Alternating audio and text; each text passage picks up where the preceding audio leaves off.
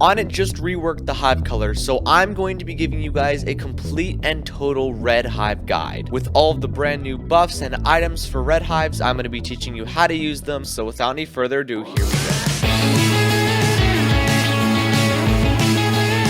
Alright, now starting off, there's obviously the most important part of a Red Hive, which is the hive itself. Amulets are important, but before we move on to those, we are going to be covering the hive. Alright, now of course, to make this hive build easier to visualize, we are going to be using MetaBee's Hive Builder. Otherwise, I would totally be doing this in the test realm, where I have access to every single bee, but on it kind of wiped the entire test realm, so that's not an option anymore. Now for starters, for this hive, we are going to want 12 precise bees. This one's kind of just a given. I mean, it's a red hive. You're going to have red mythic bees. So here we go. Let's add the last 4 precise bees. Boom, 12 precise bees. Now after the precise bees, you're going to want spicy bees. Once again, it's another given because this is a red hive. Oh, and might I add, yes, we do want to make them all gifted. I forgot to make all the precise bees gifted, but when you actually make this in the real game, please make the bees gifted because that's kind of one of the most important parts, especially when it comes to like the gifted rare bees. Those rare bees are useless if it's not for the gifted hive bonus. But anyways, now that we have our spicy bees in, we can move on to our next bee, which is going to be the vector bee. Of course, make them gifted, and we are also going to need 8 of these. I know white hives need vector bees, but so do red hives. So boom, there's 8 vector bees. Now after the vectors, we're going to move on to some of the legendary bees, because now we're going to be using carpenter bees. We're going to be using 4 of them to be exact, and then we're also going to need a shy bee,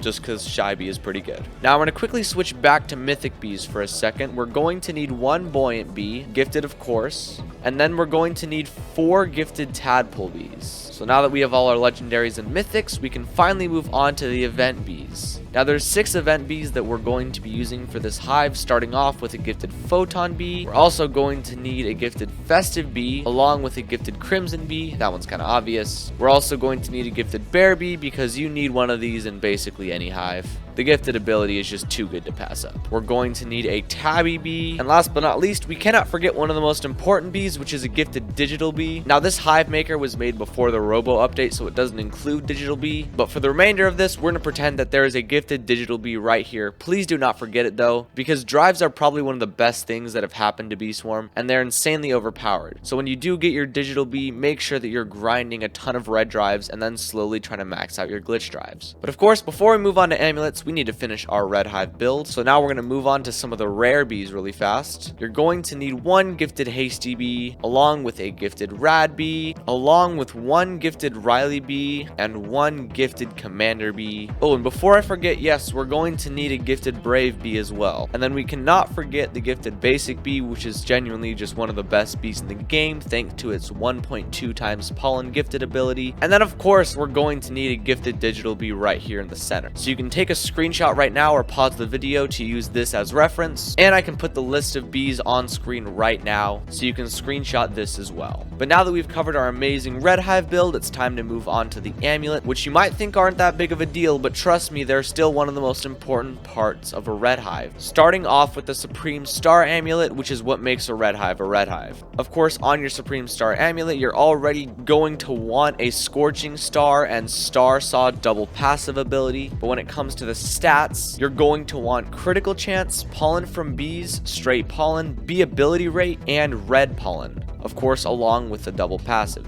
Now this is one of the most expensive amulets to get. It's a 5 out of 5, so even if you only have 4 out of 5 of these requirements, that's still pretty good. So don't worry if your amulet's not completely perfect, but you're always going to be striving to get this kind of amulet. Moving on to your stick bug, you're going to want a diamond stick bug amulet, because sadly we don't have supreme stick bug amulets, but on it you're going to want 2 red bee attack, red pollen or pollen, whichever you get is fine, 10% bee attack, and +1 bee attack. Yeah, your stick bug amulet is mainly just here to up your attack. And the ant amulet is a little bit similar because it requires bee attack, critical chance, critical power, and red pollen. So this more so helps with the critical chance side of things, and the stick bug is for straight up attack. Now next up, we're moving on to our Supreme Cog amulet, which is definitely one of the tougher amulets to get, but on it you're going to want red pollen, mark pollen, or event ability bee pollen. Once again, whichever you get is fine.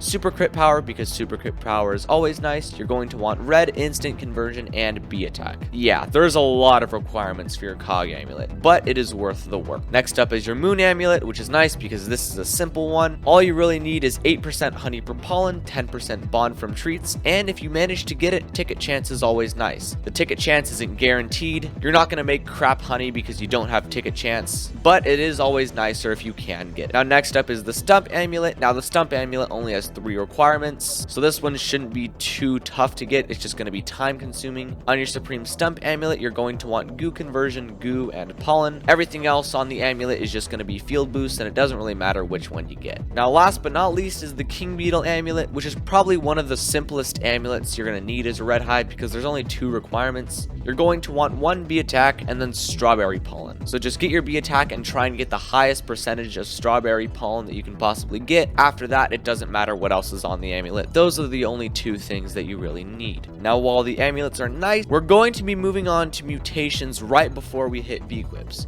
And Beequips are definitely extremely important, but we really quickly just need to cover mutation. Now starting off with your 12 precise bees, on all of these precise bees, your goal is to get either critical chance or instant conversion. If you can though, critical chance is better than instant conversion, but if you can get instant conversion, bee ability rate is also decent, and then there's movement speed or attack. The main goal is critical chance though, that's what you want. Next up is your digital bee, once again one of the most important bees in your hive, and you're going to want gather percentage. After that, on your spicy bees, you're just going to want to get as much convert rate mutations as possible as you can on these. And then for literally every single other bee in your hive besides the ones I just mentioned, you're going to want to get either bee ability rate or attack. Pretty simple mutations for your red hive. The Beequips, however, not so simple, although they do provide a very big reward. Now just some valid Beequips for use. You can use the toy horn. You're going to need 2 of these for bee ability pollen. You can use 2 poinsettias because those give bee gather pollen. You're going to want the festive wreath just because festive wreath on festive bee is good. After that, 1 sweatband on your digital bee just for extra gather. As you can see, I even have 1 on mine as a white hive. Then you can get 3 beesmas tops because those can give critical pollen. Toy drums you can put on your Riley bee for bee ability pollen. After that, there's 1 paper angel for your photon bee because that also gives bee ability pollen. You're going to want peppermint antennas on your bear bee for bee ability rate,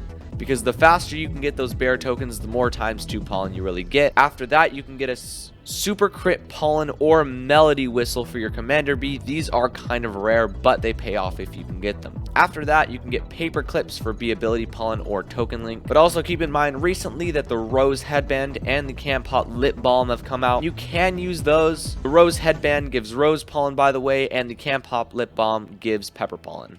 And in case you're wondering where you can find those Beequips, you basically just get them in Dapper Bear's shop. Look right here, here's the lip balm. And gosh dang it, here's the candy ring, which I actually do need. Now when it comes to your gear, you are going to want the coconut belt for the brand new red hives because it's really good, along with dark scythe and demon mask. These are a given. And when it comes to field boosting, you're going to want to try and boost in rose. If you can't do rose, then there's strawberry, and if you can't do strawberry, then there's pepper. This is only because the duped tokens, rose field can fit 15 duped tokens on the field at once, whereas strawberry and pepper can only have 12 at once. But if you do want to boost in strawberry, that's good because you can get strawberry on your king beetle. And then, you know, if all else fails, you boost in pepper. And I will put the link to this guide in the description if you ever want to refer back to this guide but don't want to watch this entire video all over again. So link is of course in the description. And of course, I'm making more guides for everything in this game. So if you don't want to miss the future guides and the future updated Red Hive guides when balancing changes, honestly, you don't even have to subscribe. Just hit the bell so that way you're notified when the videos come out. So with that said, thank you so much for watching. Thanks for watching the Red Hive, and shout out to MetaBee for the guide, and I will see you all in the next video.